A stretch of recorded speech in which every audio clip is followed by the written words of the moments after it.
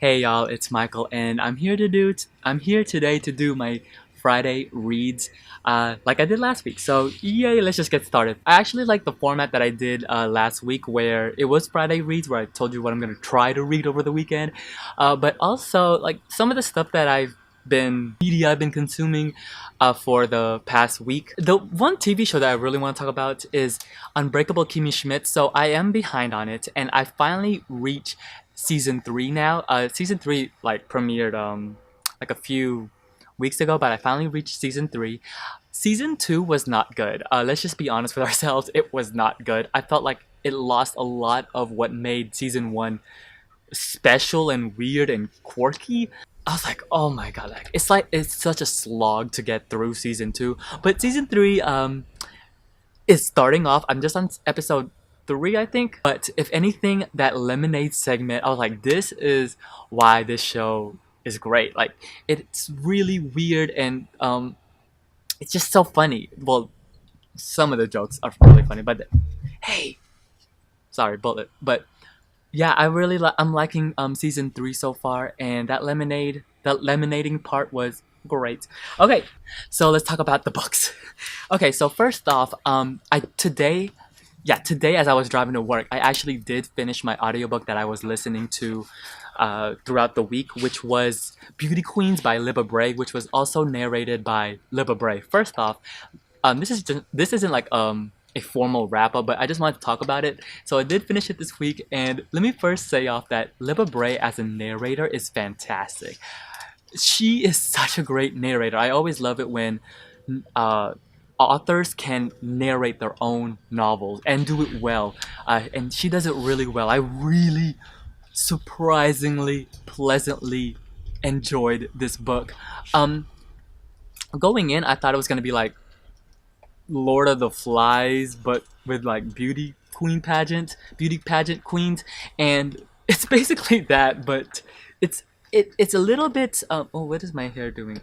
What is my hair doing right now? But it's really funny. That's what I love most about it, is that it is hilarious. I laugh a lot during parts of the book. The thing that knocked me out was the Christian pole dancing. I said, bruh, that part was really funny. I was like, this is hilarious. And the tidbits about the comments that it's making, especially on like the pressures of beauty on women, and then all of even the LGBT commentary that it makes. I was like, oh, okay. I really liked it. I was pleasantly surprised how much I really enjoyed it. I was like, oh. The only thing I had like as a little gripe of mine was the second half of it. I felt as though that part wasn't as fun and like funny as the first half, but man, that it's a great novel. I really liked it. I'll talk more about it when I do a wrap up, whenever that is. Okay, so today, before I came home, I after work I went to Starbucks, and I'm going to Starbucks after this actually to a different coffee house, but that's a different story. I did finish Briar Rose by Jane Yolin. I got this from the library like on Wednesday-ish, I think, and I this is one of the books that I'm reading for my book club. Now, let me just tell you, the last few books that my book club has been picking, whew, they were good. The last two especially. Oh my god, one of them. I'll talk about it in my wrap up, but I was like, wow, there was a lot of conversation about that book. Actually, those two books that we read previously. When we met, man, it was good, man. But yeah, so this is I think the theme. I don't know what the theme is. I think it's retellings. The theme this month for our book club is retellings. This is a retelling of Sleeping Beauty, and I was surprised. I actually really liked it. It has this. It's a retelling of Sleeping Beauty, but with like the Holocaust. It's really intriguing actually, and I quite enjoyed it. I just finished it today. It was a really short read. So, hello, this is Michael from the editing future. And so I forgot to talk about my goal. Recently in the month of June has been trying to read 2 hours per day, and let me tell y'all, it's hard. But so far, I'm doing like I'm averaging 1 hour per day, which is my normal what I normally do. But trying to get 2 hours in is hard. So this weekend, I'm going to try to get those extra hours that I've been missing on. So yeah, back to the video. I want to talk about my short story. This is what I really want to talk about. So this week, I need to catch up on my short stories of reading a short story every single day. I'm really behind. And so I started the Big Mama stories by Shay Youngblood. I've seen Shay Youngblood's work floating around, so I decided to purchase this. Unbeknownst to me, this is not a short story collection actually. It's just like stories about Big Mama. And so I was like, I might as well just finish it. I got like 20 pages in, and I was like, I might as well just finish it. It's only like 100 something pages, so I'm just gonna finish it. It's like more of a novella. So yeah, I'm just gonna finish it. So I went to the library and I found out that like books, the way they categorize the books in my library is that they have like these signs around here that says like short stories. So I just went through the aisle. I started at A, and I just was like, oh, this looks good, look good, bam bam bam, because I need to catch up on my short stories, reading one every single day. So that's the goal this weekend, because I was gonna start last week. I said I was gonna start on War and Peace and The Handmaid's Tale, but that's gonna have to be pushed aside because I need to catch up on my short story reading every single day. And so I just went through my library, and I just tried to get short story collections. So these are all of them right here. These are just I just got a whole bunch, and I'm just gonna pick from them. So that's the goal this weekend, is to read a whole bunch of short stories. The first one is American Housewife by Helen Ellis. I knew about this book because of an article from, I forgot where it was, but I just saw the word Beyonce in it, so that's all I needed. The next one was everyone's favorite author, Haruki Murakami. This is Blind Willow Sleeping Woman. I actually enjoy Murakami's novels.